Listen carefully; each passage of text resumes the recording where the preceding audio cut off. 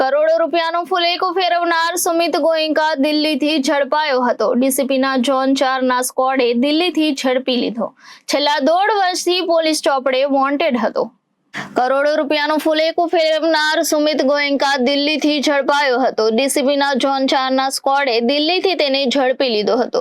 છેલ્લા 1.5 વર્ષ પોલીસ ચોપડે તે વોન્ટેડ હતો। દિલ્હીમાં સબ્જી મંડી વિસ્તારમાં સુરતથી ખાખરા મંગાવી વેપાર કરતો હતો। સુમિત અને તેના સાગરીતો ડાયરી બનાવી લોકો સાથે ઠગાઈ કરવામાં માહિર છે। એક જ દુકાનની 7-8 લોકોને ડાયરી બનાવી વેચી મારી કરોડો રૂપિયા પડાવી લીધા હતા।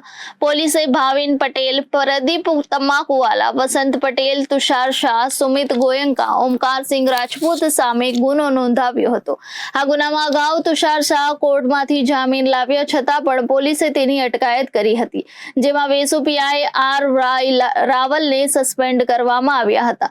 સુમિત ગોયંકા ઝડપાતા પોલીસને મોટી સફળતા હાથ આવી છે। હાલ પોલીસે 1.5 કરોડની છેતરપિંડીના ગુનામાં સુમિતની ધરપકડ કરી છે। સુમિતની પૂછપરછમાં 100 કરોડથી વધુ જમીન અને મિલકતોમાં ફુલેકું ફેરવ્યું હોવાની વિગતો બહાર આવે તેવી શક્યતા છે। वेसु पुलिस स्टेशन में जुलाई 2023 में एक 420 बी आईपीसी के तहत एफआईआर हुई थी, जिसमें टोटल 7 अक्यूज थे। उनमें से एक मेन अक्यूज था सुमित गोयंका। वो पिछले करीब 1 साल से फरार था, तो कई जगह पे हम लोग कंटिन्यू ट्राई कर रहे थे इसको पकड़ने का।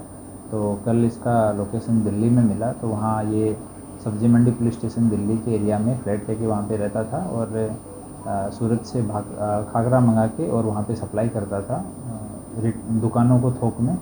ये कई दिन से ये वहाँ पे काम कर रहा था। पता लगा तो लोकेशन पे पुलिस की टीम गई और वहाँ पे मिला ये, तो वहाँ से इसको डिटेन करके और वेसु पुलिस स्टेशन लाया गया। अभी इसको अरेस्ट करके और पूछताछ चालू है। तो सुमित ने किस तरह से स्कीम की थी?